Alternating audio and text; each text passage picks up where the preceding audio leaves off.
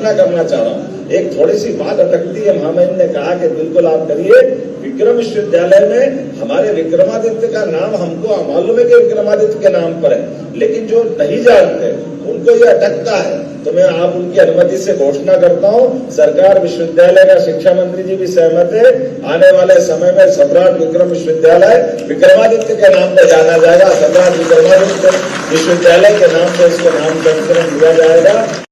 आज से लेकर सायंकाल तक बहुत सारे कार्यक्रम होंगे, लेकिन संक्षेप में केवल नदी का वो कार्यक्रम या सम्राट विक्रमादित्य का हेरिटेज होटल जिसके माध्यम से बाबा महाकाल के प्रांगण के पास, अरे बाबा महाकाल के प्रांगण के पास कोई भी वीवीआईपी आए या सामान्य व्यक्ति आए, बाबा की गोद में तो सबको जगह मिलना चाहिए। हमको थोड़ा खटकता था, जो सर्किट हाउस दूर पड़ता था, कहाँ तक जाएंगे, कैसे आएंगे, सबकी तकलीफ थी। अब आज की स्थिति, आज के बाद महामहिम की मौजूदगी से महाकाल के प्रांगण में व्यवस्था रहेगी। बड़े से बड़ा है, छोटे से छोटा है, सबके रहने खाने ठहरने की सारे प्रबंधन उसी प्रकार से रहेंगे। और कोई एक हो तो बताऊं, या सम्राट विक्रमादित्य जहाँ के शासक रहे, राजा सूरसेन यादव जिसके एक नहीं दो पुत्र, और दोनों पुत्र महाभारत के युद्ध में 13 महारथी थे। पूरे इस आर्यवक्त में 13 महारथी, लेकिन 13 में से 2 विंद और अनुविंद दोनों महारथी अगर कहीं से थे तो अवंतिका नगरी उज्जैन से थे। हमें इस बात का आनंद, अपने बीच ये परंपरा और धर्म की ध्वजा को धारण करने की उनकी अपनी भावना, और भावना भी कैसी, जैसे भगवान कृष्ण ने अपनी सारी सेना सामने कौरव के पक्ष में दी थी। और ये भी बात जोड़ना चाहूंगा, ये दोनों महारथी भी कौरव की तरफ से खड़े होकर लड़े थे।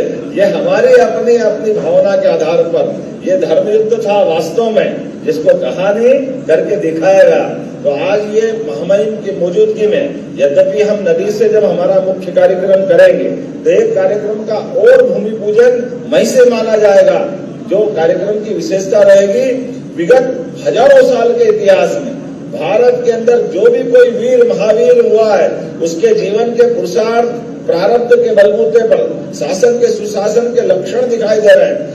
ऐसे सभी लोगों का वीर संग्रहालय का भूमि पूजन आज ही कोठी पैलेस के साथ जोड़ करके आज के अवसर पर होने वाला है, जिससे हमारी ये गौरवशाली संस्कृति की पताका है अपने सामने लहराएगी और फहराएगी।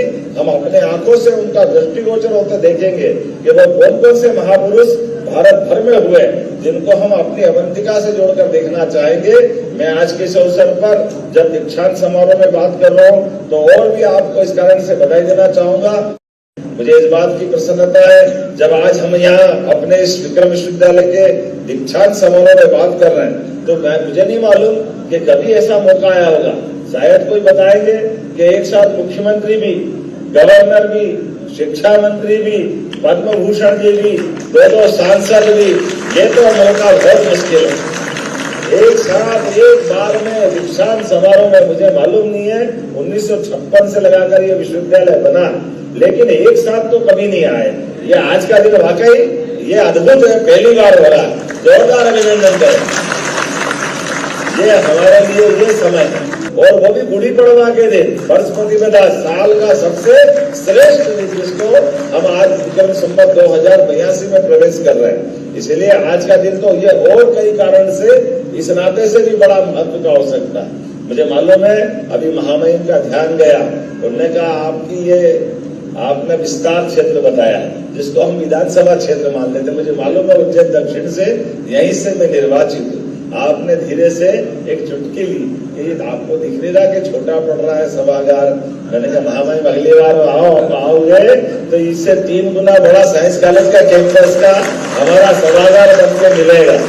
आपकी भावना का सम्मान करते हुए हम लगातार वो सब करते जा रहे हैं, जिसके कारण से हम आपके इस आशीर्वाद का, स्नेह के सदैव आकांक्षी भी रहते हैं। मुझे इस बात की प्रसन्नता है, जब हम अपने इस उज्जैनी की बात कर रहे हैं तो आज सुबह से ही सूर्य अर्घ्य के साथ विविध प्रकार से पूरा नगर एक तरह से अपने इस व्यवहार में झूम रहा है। मैं महामहिम का आभार मानता हूँ। आपके माध्यम से हमारी सरकार के गठन के बाद प्रत्येक त्योहार झूम करके सरकार भी और समाज भी अलग अलग प्रभारी मंत्री, सांसद, विधायक, निर्वाचित हमारे स्थानीय जनप्रतिनिधि हर स्थान पर त्योहार धूमधाम से मना रहे हैं। उस सिलसिले में एक साथ प्रदेश के 55 जिलों में ही ऐसे विक्रम के अपने आज के गुड़ी पड़वा के कार्यक्रम मनाए जा रहे हैं, धूमधाम से मनाए जा रहे हैं। आज के इस अवसर पर जब मैं बाबा महाकाल की धरती पर आज इस दीक्षांत समारोह में शामिल हो रहा हूँ तो मुझे मालूम नहीं है, लेकिन ये बात भी सही कि विक्रम विश्वविद्यालय के अतीत के काल में पहले तो हमारे यशस्वी माननीय महामहिम का अभिनंदन करें जोरदार, जिन्होंने तय कर लिया कि आपने कहा है, बाबा भारती जी बैठे, राजेंद्र भारती जी हमारे पूर्व विधायक, आप भी यहाँ के छात्र संघ के कई सारे अलग अलग दायित्वों का निर्वहन कर चुके हैं, मैं भी उसमें से एक हूँ। लेकिन मैं महामहिम आपको धन्यवाद देता हूँ, आपके माध्यम से बच्चे भाग्यशाली। हमने बीएससी कर ली, एलएलबी कर ली, एमए कर लिया, पीएचडी कर ली, लेकिन कभी दीक्षांत में हमारा नंबर ही नहीं आया। हम तक अपने आप को हमने 4 डिग्रियां ली, लेकिन उस दौर में हमारे जो भी कोई व्यवस्था होगी तो उस व्यवस्था में दीक्षांत का ये स्थायी क्रम नहीं है कि हर साल होना ही होना चाहिए। अब ये बच्चे भाग्यशाली है कि हमारे द्वारा महामहिम ने पद्धति डाली कि हर विश्वविद्यालय का दीक्षांत समारोह होगा। महामहिम स्वयं अपने हाथों से गौरवान्वित करते शिक्षा मंत्री मौजूद रहते।